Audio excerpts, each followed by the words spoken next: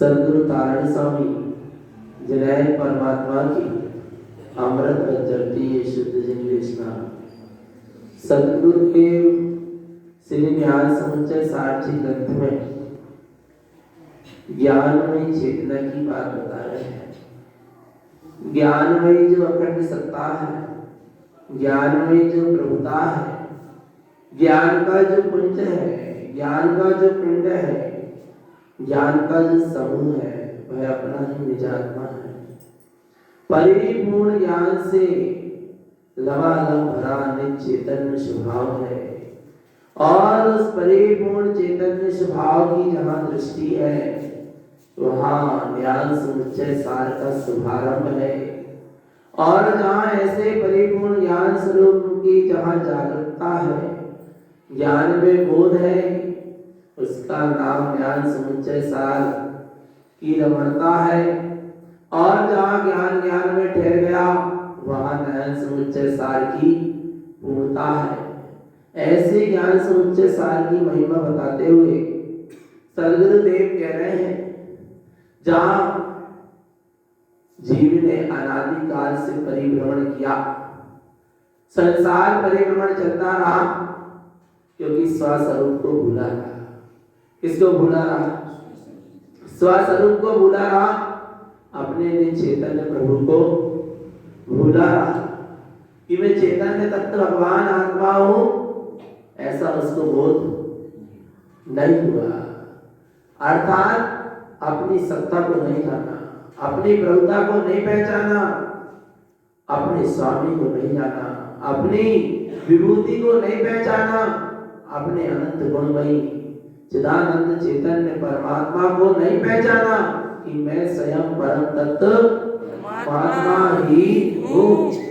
पर अब जान लिया, पहचान लिया कि मैं स्वयं परम तत्व परमात्मा हूँ, मैं स्वयं ज्ञानमय चैतन्य आत्मा हूँ। जान तो लिया पर अब उसके लिए समर्पित होते हुए उसी में आचरण होने लगा। और जहाँ स्वरूप में आचरण होता है वहां पर फिर जीव आगे बढ़ते हुए सम्यक्त के साथ संयम को जोड़ता हुआ और संयम के साथ ये वीतराग चारित्र की मैं आचरण करता हुआ आगे बढ़ता है, चार आराधनाएं प्रकट होती है। सम्यक दर्शन, सम्यक ज्ञान, सम्यक चारित्र और सम्यक तप। सम्यक दर्शन स्वरूप का ही दर्शन, सम्यक ज्ञान स्वरूप का ही ज्ञान, सम्यक चारित्र स्वरूप में ही आचरण और सम्यक तप स्वरूप में ही तन्मय हो जाना, उसी में ठहर जाना। ऐसी तपस्रण की ओर आगे बढ़ता है, पर सम्यक तप के साथ। कौन सी तप के साथ? सम्यक तप के साथ आगे बढ़ता चला जाता है। सम्यक तप, सच्चा तप, स्वभाव के आश्रय से के द्वारा तपा हुआ तप, स्वभाव के आश्रय लिए हुए की गई क्रिया सम्यक तप। स्वरूप में तन्मयता की स्थिति, उसका नाम है सम्यक तप। कब करोगे तप? कब करोगे तप? जब चाहो तब, और अभी चाहो तो अभी तपस्रण हो सकता है। बोले तप की महिमा क्या है? तप क्या है? और तप को कौन करेगा? और तप को कौन कर सकता है? पर सम्यक तप होगा, मिथ्या तप नहीं। कौन सा तप? सम्यक तप। वह सम्यक दृष्टि ज्ञानी जी तपस्रण करते हुए आगे बढ़ता चला जाता है। और तप की क्या महिमा है, जहां सदगुरुदेव बताएंगे। इच्छा निरोधा तपा, इच्छा का निरोध करना क्या है? तप है। व्रति आवृत्ति के लिए भी तप, क्योंकि सट आवश्यक आवृत सम्यक दृष्टि के कहे गए। श्रावक की सट आवश्यक कहे गए, देव पूजा, गुरुपालना, शास्त्राध्याय, संयम, तप। और ऐसा नहीं है कि आवृत ग्रस्त वालों के लिए तप नहीं, तप तो है सट आवश्यक। एक तप नाम का तप है। आवृत्ति श्रावक के लिए भी तप है, व्रति श्रावक के लिए भी तप है, और महाव्रति साधु के लिए भी तप है। पर तप का मतलब क्या है? क्रिया अकेले का नाम तप नहीं है। सच्चा तप क्या है? जहां स्वरूप की तन्मयता हो, उसका नाम सच्चा तप है। देखते हैं तप किसे कहते हैं, तप कितने प्रकार के होते हैं, और तप को धारण करने वाला कौन होता है। तप मारे उवेशम अपसावं च दर्शनं सुदं चरणं चरितवन्तं साहन्ति जे भव्यपुरी सस्या। क्या कह रहे हैं? तब आरय उवेशम, कितने प्रकार के तप का उपदेश कहा गया? 12 प्रकार के तप कहे गए। क्या है तप? अपसावं च दर्शनं शुद्धं, जहां अपने चैतन्य स्वभाव का, आत्म स्वभाव का, निष्शुद्धात्मा का शुद्ध दर्शन है। कैसा दर्शन है? जहां शुद्धात्म स्वभाव का, निज आत्म स्वभाव का कैसा दर्शन है? शुद्ध दर्शन है। चरणम चरित वंतम, जहां अपने चारितवंत स्वभाव का में ही आचरण है, अपने वीतराग स्वरूप में ही आचरण हो रहा है। सहंति, ऐसी सच्ची तप की साधना करता है। जो ऐसे सच्चे तप की साधना करता है, अपने ही शुद्धात्म स्वभाव का दर्शन, अपने ही शुद्धात्म स्वभाव में लीनता, अपने ही शुद्धात्म स्वभाव में आचरण रूप जो साधना करता है, वही सम्यक तप है। और ऐसे तप को कौन करता है? भव्य पुरुषस्य। कौन करेगा? भव्य पुरुष। अभव्य नहीं कर सकता। कौन कर सकता है? भव्य करेगा। कौन करेगा? भव्य पुरुष ही ऐसे सम्यक तप को करता है। भव्य यानी कौन? भव्य यानी कौन? मोक्षगामी न संशय, जो मुक्ति में गमन करेगा जिसमें कोई संशय, वो भव्य है। आया भगवान आत्मा, जो एक ना एक दिन मोक्ष दिलाएगा, वो कौन है? भव्य है माने। और अपन सब पर कब भव्य है? जब सम्यक तप तपे, सम्यक दर्शन, सम्यक ज्ञान, सम्यक चारित्र पूर्वक जो स्वरूप की तन्मयता है, उसका नाम सम्यक तप है। आगे बढ़ते हैं। 12 प्रकार के तप कहे गए। देखते हैं कैसी साधना होती तप की। वाइज तप संसुतम सुतम सम्मत शुद्ध ससावम शुद्धम दर्शन ज्ञानम शुद्धम चरणम विसावतवरणम।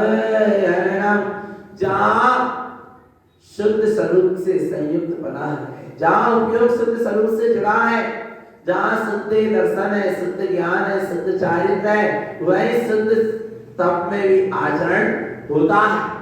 पर शुद्ध स्वभाव को छोड़कर ना दर्शन शुद्ध है, ना ज्ञान शुद्ध है, ना चारित्र शुद्ध है और ना तप शुद्ध है।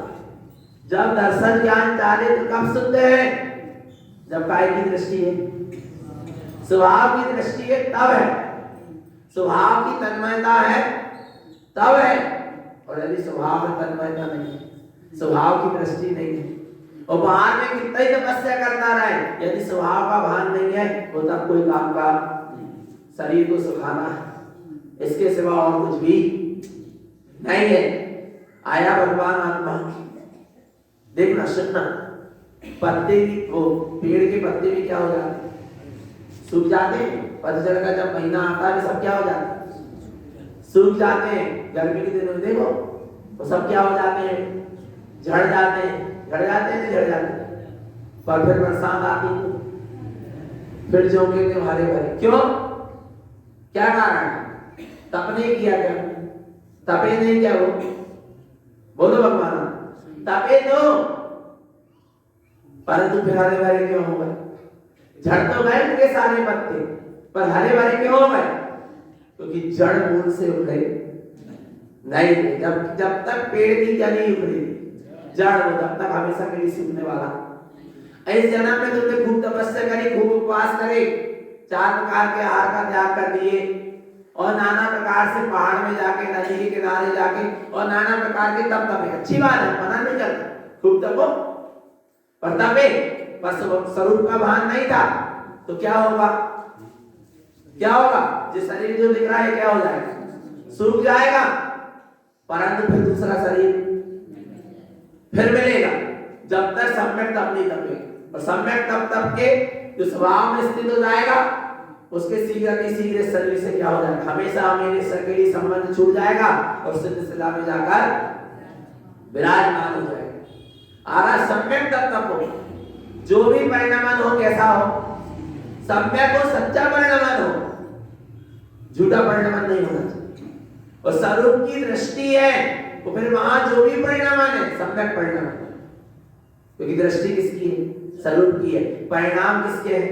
स्वरूप के हैं। परिणति किसकी है? स्वरूप की है। तो परिणामन भी कैसा रहेगा? स्वरूपमय रहेगा। तो उसी प्रकार कह रहे हैं यहाँ पर कि शुद्ध तप तपो। आगे कहते हैं कौन सा तप है? पहला तप 12 प्रकार के तप है। 12 प्रकार में 6 बहिरंग और 6 अंतरंग। कितने तप होते हैं? 12। 6 बहिरंग और 6 अंतरंग। अब 6 बहिरंग तप कौन से हैं? ध्यान से समझना। 6 और 6 कितने हुए? 12। 6 बहिरंग तप के नाम अनशन, आमोदन, वृद्धि परिसंज्ञान, रस परित्याग, विविध संयासन और कायिक। कितने हो गए?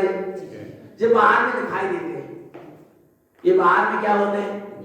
दिखाई देते हैं। इसलिए कौन से तप है? बाहर तप कहलाते हैं। पर इन बाह्य तप को भी गुरु महाराज ने अंतरंग से घटा दिया। अंतरंग तप को तो अंतरंग से घटाया ही है, पर बाह्य तप को भी अंतरंग से क्या कर दिया? घटा दिया। पहला तप कौन सा? अनशन। अनशन किसको कहते हैं? अनशन किसको कहते हैं? 4 प्रकार के आहार के त्याग को अनशन कहते हैं। यदि आपने 4 प्रकार के आहार का त्याग कर दिया और आहार करने के भाव का भी क्या कर दिया? त्याग कर दिया, तब तो क्या हुआ? अनशन हुआ। आ रहा है भगवान? क्या हुआ? अनशन हुआ। पर काय के लिए अनशन किया? काय के लिए किया? आ रहा नहीं? आ रहा? काय के लिए? सुनना, अनशन यानी उपवास तप। 4 प्रकार के आहार का त्याग, उसका नाम अनशन तप। काय के लिए किया हमारा अनशन? वो समय जो बचेगा उपयोग अपने स्वभाव में उपयोग को लगाने के लिए, स्थिर करने के लिए क्या किया है अपन ने? अनशन किया है, उपवास किया, और उपयोग स्वभाव में स्थिर नहीं हो रहा और उपयोग पर पर्याय में लगा है, और जिन में उपवास भी कर लिया तो क्या काम का है? उस काम का है। आ रहा नहीं आ रहा भगवान आपको? अनशन, देखो अनशन तब क्या कह रहा है गुरु महाराज? 4 प्रकार के आहार का त्याग, खाद, स्वाद, पेय और ले, तब उपवास। खाद यानी अन्न वाली चीज, दाल चावल रोटी इत्यादि खाद। स्वाद, इनसे क्या आते हैं? स्वाद, मसाला इत्यादि आ रहा है ना, भगवान आत्मा स्वाद, इलायची लौंग इत्यादि। खाद स्वाद, पेय यानी दूध आ रहा है, पानी, शरबत इत्यादि। ले यानी चाट के खाने वाली वस्तु, लस्सी, चटनी इत्यादि आ रहा है। ये 4 प्रकार के आहार का क्या कर देना? त्याग कर देना। उसका नाम क्या है? अनशन है। अब वो 4 प्रकार के आहार का त्याग तो कर रहे हैं भगवान आत्मा, परंतु 4 प्रकार की कसाय का भी तो क्या करो? त्याग करो। तब तो क्या है? तब है, अनशन है। आ रहा नहीं है? 4 प्रकार के आहार को तो तू ग्रहण ही नहीं कर सकता। उस पुद्गल आहार की सीमा पुद्गल तक है, पर तेरे अंदर जो 4 प्रकार की कसाय चल रही है, क्रोध, मान, माया, उसका भी क्या कर? त्याग कर। 4 प्रकार के आहार का त्याग तो कर ही कर, और साथ में क्या कर? 4 प्रकार की कसाय का भी क्या कर? त्याग कर चेतन आत्मा। तब तो क्या है? अनशन तब है। और यहाँ आहार का त्याग कर दिया और यहाँ कसाय क्या हो रही है? बढ़ रही है। आ रहा है भगवान आत्मा, तो अभी अभी सच्चा तप नहीं है। देखो गुरु महाराज क्या कह रहे हैं? और अनशन से उन्होंने स्वभाव में शयन करो। क्या करो? पर पर्याय में शयन ना करके काय में शयन करो, स्वभाव में शयन करो, ऐसी प्रेरणा देते हैं। पढ़ेंगे। अनशन शयनम शुद्धम मन वै कायेन शुद्ध कवे अर्णम शयनम अपसावम परिणामं शुद्ध साधवांचितम। अनशन शयनम शुद्धम, अपने शुद्ध स्वभाव में शयन करो। हे उपयोग, तुम पर और पर्याय से हटकर अपने ही चैतन्य स्वभाव में क्या करो? शयन करो। मन वै कायम शुद्धता, मन वचन काय की शुद्धता पूर्वक, मन वचन काय से दृष्टि हटाकर अपने उपयोग को शुद्ध उपयोग करते हुए अपने स्वभाव में ही शयन करना सम्यक तप है, सच्चा तब है। जहां मन वचन काय से दृष्टि क्या हो जाए? हट जाए। जहां पर एक ही बोध ना रहे कि मैं तप कर रहा हूं, मैं इतना तप कर रहा हूं, ऐसा बोध भी ना रहे। काय का ही बोध ना रहे, वचन का बोध ना रहे, मन का ही बोध ना रहे। काय का क्या बोध ना रहे? कोई तलवार से भी प्यार कर दे तो भी बोध, और यदि इसको बोध है कि देखो मुझे तलवार से प्यार करना है, फिर भी मैं वो नहीं कह रहा, फिर भी मैं चीख नहीं रहा, तो यानी उसकी अभी काय पे दृष्टि, शरीर पे दृष्टि, अभी तप नहीं हो रहा, क्योंकि स्वभाव को तो देखा ही नहीं। आ रहा है भगवान आत्मा। और जहां स्वभाव की दृष्टि होगी, मन वचन काय से दृष्टि हटेगी, और स्वभाव में दृष्टि होगी, फिर मन वचन काय में कोई भी प्रक्रिया हो जाए उसको उसका कोई पता नहीं, क्योंकि वो तो कहाँ है? आ रहा है अपने स्वभाव में। कहाँ है वो? अपने स्वभाव में। तो इस प्रकार यहाँ पर क्या कह रहे हैं कि अपने शयनम अपसावम, अपने आप स्वभाव में शयन करो। ऐसे शयन करो जैसे रात्रि में व्यक्ति सो जाता है ना, फिर सब क्या हो जाता है? सब भूल जाता है, निष्फिकर। आया ना भगवान आत्मा? ऐसे ही कब निष्फिकर होगे? जब अपने स्वभाव में जाकर क्या करो? शयन करो, निष्फिकर हो जाओ। बाहर में जो होना होगा सो होगा, पर क्या करें? अभी बाहर की रुचि है ना, बाहर की पकड़ है, बाहर की रसधारा है, बाहर से राग है, पर और पर्याय से, इसलिए जीव बेफिक्र नहीं होगा। अपने स्वभाव में जाकर क्या हो जाए? लीन हो जाए। क्या हो जाए? बस बेफिक्र हो जा, फिर तेरा कोई कुछ बिगाड़ सकता, क्योंकि तेरा कोई बिगाड़ ही नहीं रहा। तू बाहर, तेरा उपयोग है चेतन, इस जीव का उपयोग बाहर था, इसलिए इसका बिगाड़ हो गया था। अब वो उपयोग कहाँ चला गया? स्वभाव में। अब क्या बिगाड़ होगा? अब तो सुधार है, संभाला ही संभाल है। क्या कह रहे हैं? परिणामम शुद्ध साधवा शुद्धम। क्या कह रहे हैं? हे साधक, यदि साधना करना है तो परिणामों की शुद्धि पूर्वक, परिणामों की शुद्धि पूर्वक यदि साधना हो रही, तपस्या करके आपके परिणाम शुद्ध हो रहे, विशुद्ध हो रहे, आगे बढ़ रहे हैं, स्वभाव की ओर के परिणाम हो रहे हैं, शुद्ध उपयोग की दशा बन रही है, उपयोग शुद्ध होता जा रहा है, अंतर के परिणाम परिणतियां शुद्ध होते जा रही, तब तो आपकी बाहर की साधना कारकारी, तब त्याग तपस्या कारकारी। और परिणामों की यदि विशुद्धता नहीं हो रही, उपयोग शुद्ध स्वभाव की ओर नहीं ढल रहा, तो अभी कहीं ना कहीं कभी है। आगे क्या कहते हैं? अंसन अपसावम रागादि शैल दोष परिहरणम मिथ्या पुण्यानुसावम तिशैल अशुद्ध सेतंति शयन अशुद्ध सहावम। क्या कह रहे हैं? अंसन अपसावम। आत्मा कैसा है? अंसन स्वभाव वाला है। आत्मा कैसा है? अंसन। कौन से स्वभाव वाला है? अंसन स्वभाव वाला है। अर्थात आत्मा ने आज तक कौन सा अन्न जल ग्रहण किया? इसी प्रकार का भोग करा क्या? नहीं करा ना। आत्मा कैसा है? अंसन का मतलब क्या? अन्न जल ग्रहण नहीं करना। आया नहीं? आत्मा ने कितने अन्न जल ग्रहण किया? कुछ नहीं किया। मात्र क्या किया है? भाव किया है, कुछ ग्रहण नहीं किया। तो वो ही कह रहे हैं यहाँ पर, आत्मा तो सदा अंसन वाला है, और जो आत्मा में समा जाएगा वो कैसा हो जाएगा? अंसन तप का धारी हो जाएगा। तो यहाँ पर कह रहे हैं कि अंसन करो। बाहर में 4 प्रकार के आहार का तो त्याग करा, पर वो तू आहार कर ही नहीं रहा। आहार तो काय का कर रहा? राग आदि विकारी भाव का। इसलिए यहाँ पर गुरु महाराज क्या कह रहे हैं? राग आदि शैल दोष परिहरणम। यानी तुझे परिहार करना है, छोड़ना है, त्यागना है, तो राग आदि विकारी भाव को क्या कर दे? छोड़ दे। जितने भी राग आदि विकारी भाव हैं, सबका क्या करो? त्याग करो। मिथ्या पुण्यानुसावम तिष्ठन्ति शयन अशुद्ध सहावम। क्या कह रहे हैं? जितना भी मिथ्यात्व है, वो ज्ञान है, अशुद्ध परिणाम है, अशुद्ध स्वभाव है, सबका क्या कर दो? त्याग कर। फिर क्या बचा? जो बचा वही मेरा क्या है? स्वभाव है। आत्मा सदा अंसन वाला है। आत्मा ने पर को ग्रहण किया ही नहीं है। ऐसे आत्म स्वरूप में जाकर जो स्थित हो जाएगा और रागादि विकारी भावों का, ज्ञान अज्ञान वाले भावों का, मिथ्या भावों का जिनका त्याग हो जाएगा, उनके ही सम्यक तप है, तपस्रण अंसन तप है। आगे क्या कह रहे हैं?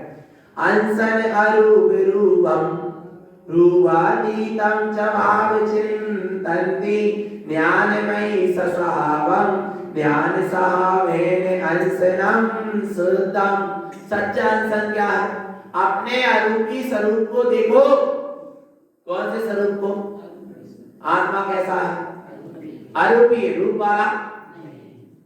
किस रूप वाला है? रूपातीतम च भाव चिंतन्ति। आत्मा कैसा है?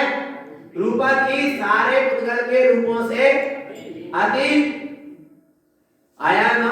ऐसा अरूपत रूपों से, सारे रूपों से परे। ज्ञानमयी ससावम। कैसा है? ज्ञानमयी है। कैसा है? ज्ञानमयी है। ज्ञान सावेन अंसनम शुद्धम। जहां ऐसे ज्ञान स्वभाव का आश्रय है, सहकार है, वही सच्चा अंसन है। यदि तुम्हें अपनी अरूपी सत्ता दिख रही है, अपना ज्ञानमय चैतन्य स्वरूप दिखाई दे रहा है, उस पर दृष्टि जम रही है, तो वही क्या है? अंसन तप है। आगे क्या कहते हैं?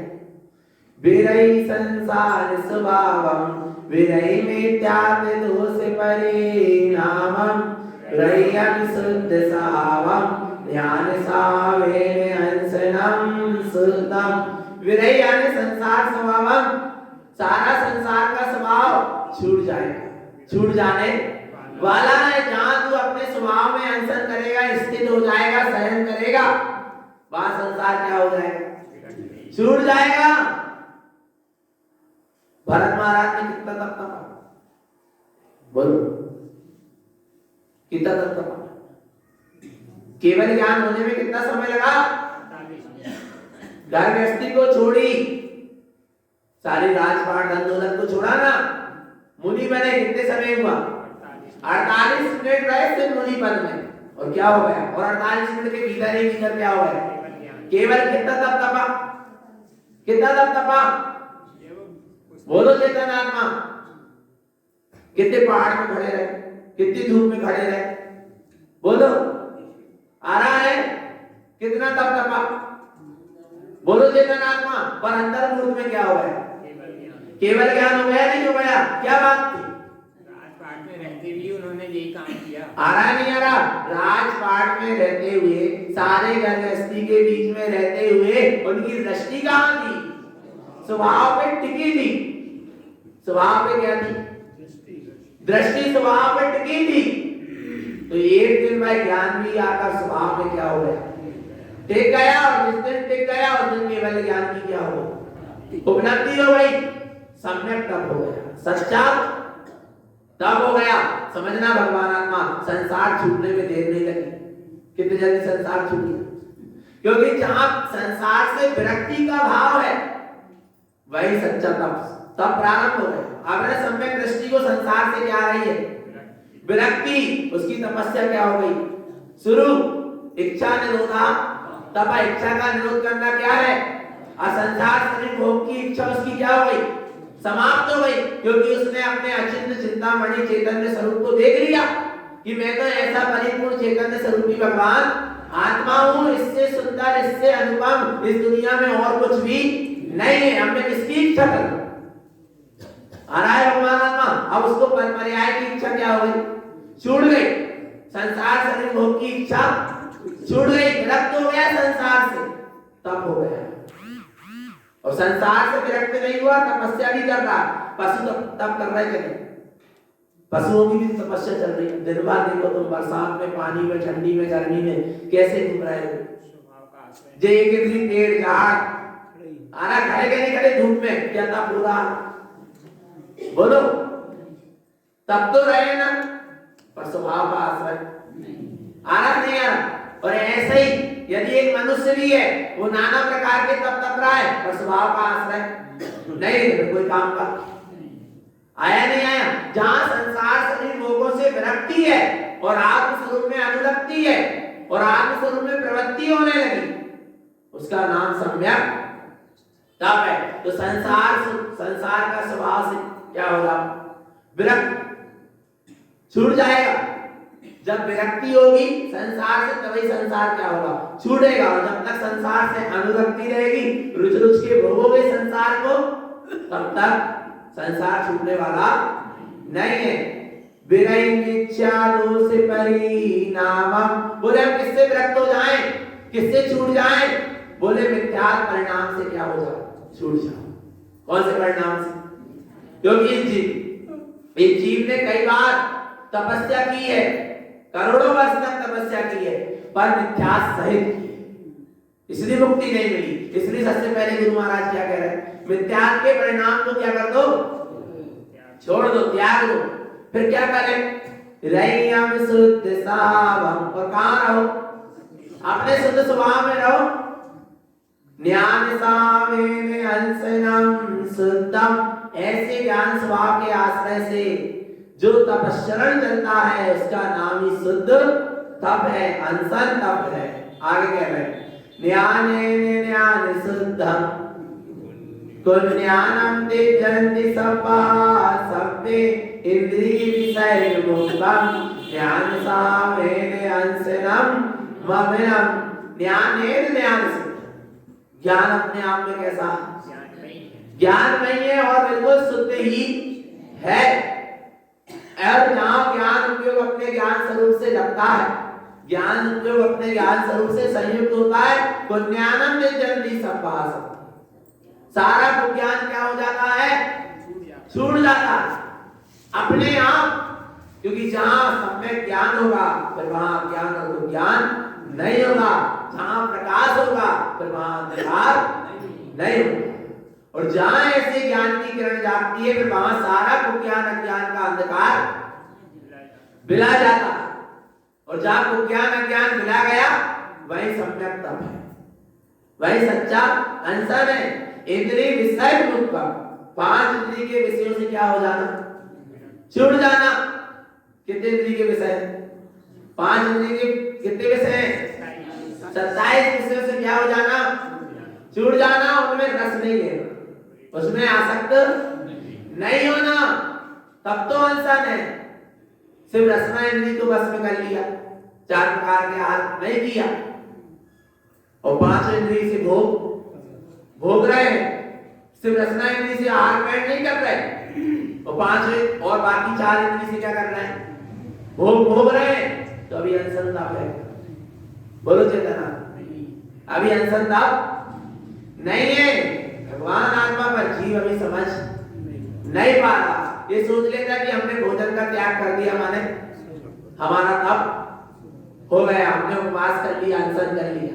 आहा, क्यों किया था अनशन, क्या कारण था अनशन करने का, कि भैया अनशन किया है, उपवास किया है, तो अपनी आत्मा में भी क्या करना है, वास करना है। तो 5 इंद्रिय के विषय मोहों से भी दृष्टि क्या होना चाहिए, हटना चाहिए।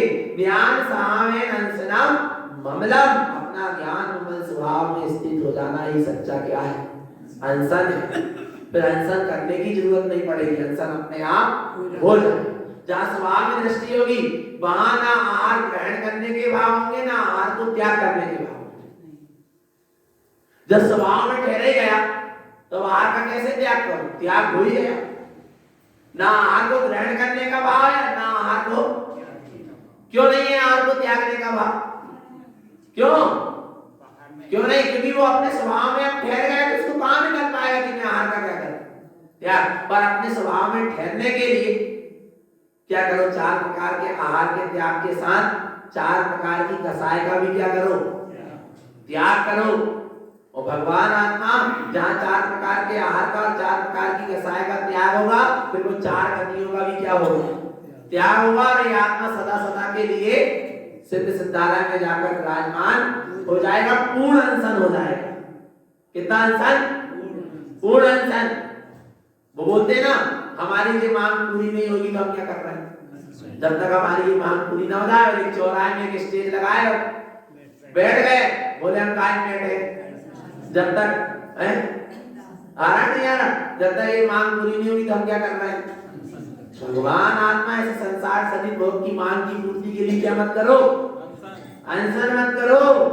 आया भगवान आत्मा, आ रहा है नहीं आ रहा, आप बोले जब तक हम सिद्ध सिद्धाना पहुंच जाए, जब तक हमारे अनशन करें, क्यों भगवान नहीं, हमारी मांग क्या होना चाहिए, पूरी होना चाहिए। अरे आज हम अनशन कर रहे हैं, उपवास कर रहे हैं, आज सम्यक दर्शन जब तक प्राप्त नहीं होगा तब तक हम अनशन कैसे प्राप्त नहीं होगा, वो तो तुम्हारी विधि है, हो जाएगी। चाह ही रहा है सम्यक दर्शन कि तू एक बार ऐसे दृढ़ संकल्पित होकर एक बार बैठ तो जा अपने स्वरूप की साधना के लिए, कि आज जब तक सम्यक दर्शन नहीं हो जाएगा जब तक मैं अन्न जल ग्रहण, मांग है ना तेरी, वो पूर्ति नहीं हो रही तो क्या करेगा, अनशन तो कर। और जो जितने बाधक कारण है ना, वे सब घबरा जाएंगे अंदर, सारी मिथ्या मानता, सारे कर्म होता है कि अरे बाप रे इसने तो क्या कर लिया, दृढ़ संकल्प शक्ति कर लिया, अनशन कर लिया कि जब तक अन्न जल ग्रहण नहीं करूंगा, जब तक सम्यक दर्शन ना हो जाए। अब तो भैया अपन सब क्या हो जाओ, बाजी हट जाओ, जो सम्यक दर्शन में आवरण पड़ा है ना मिथ्यात्व का, वो सब क्या हो जाएगा, हट जाएगा, और जीव को अपने शुद्ध स्वरूप का दर्शन हो जाएगा, इसकी मांग की पूर्ति हो जाएगी। और सच्ची मांग हो काय की, अपने चैतन्य स्वभाव की, और उसके लिए क्या करो, फिर अनशन करो, तब तो कोई बात है। भगवान आत्मा और लग गए नहीं तो ऐसा काम नहीं हो रहा तो क्या कर रहा है? अनशन कर रहा है, भूखी रहे। भूखे रहने का नाम अनशन नहीं, अपने स्वभाव में सहन करें, उसी का नाम सच्चा अनशन तप है। आगे कौन सा तप? अमोदर। कौन सा तप है? अमोदर क्या कहलाता है? ओनोदर। ओनोदर किसको कहते हैं? देखो 4 प्रकार के आहार का त्याग नहीं कर पा रहे तो कम से कम क्या करो? क्या करो? भूख से कम भरपेट भोजन मत करो। ओनोदर, उदर यानी पेट, है ना? उदर यानी क्या होता है? पेट। और ओनोदर का मतलब क्या होता है? थोड़ा सा ग्राइंड करो, भरपेट भोजन मत करो। भरपेट भोजन करेंगे तो क्या आएगा? आलस आएगा, प्रमाद आएगा, साधना कैसे करेंगे? तो कम से कम जो अनशन नहीं कर पा रहे तो कम से कम क्या कर लो?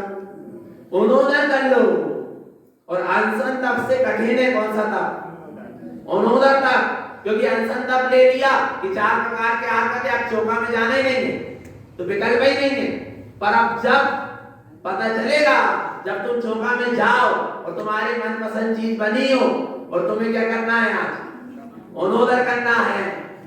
आ रहा नहीं आ रहा भगवान आत्मा? फिर मन कितना ललचाएगा तो फिर आपको क्या करना? ओनोदर, भरपेट भोजन नहीं करना है। आया ना? इच्छा निरोधा तपा। और देखना आप ओनोदर कर सकते हैं। आप जैसे 4 रोटी लेते हो भोजन में और जैसे 3 रोटी हुई और फिर आपकी एक और इच्छा हुई लेने की, तुरंत अब हम नहीं ले रहे। इच्छा निरोधा सहज में कर सकते हो आप, ज्यादा कठिन नहीं है। जब आप टीवी देख रहे हैं ना, 3 घंटे का पिक्चर है, 2 घंटा देख रहे हैं, 2 घंटे चल रही, चलते चलते अब 1 घंटा बचा है, अब नहीं देखना। इच्छा निरोधा बच्चों तो कर लो। आ रहा नहीं आ रहा? 5 नदी के विषय में आया नहीं आया भगवान आत्मा? अब क्या कर दिया हमने? अब नहीं देख और इच्छा हो रही और देख ले। अब इच्छा निरोधा हम कह रहे हैं ऐसे ही कर लो भगवान, नहीं आ रहा मतलब कछु तो तब करो। 5 इंद्रियों के विषयों के प्रति जो अंतरंग में इच्छा उत्पन्न हो रही उसको क्या करो? उसको क्या करो? काम करो। उस इच्छा का क्या करो? त्याग करो भगवान आत्मा। तब तो इच्छा निरोधा क्या है? तब है। आया ना भगवान आत्मा? ओनोदर यानी भोजन, भरपेट भोजन नहीं करना, भूख से कम। पर भूख कितनी है भगवान है?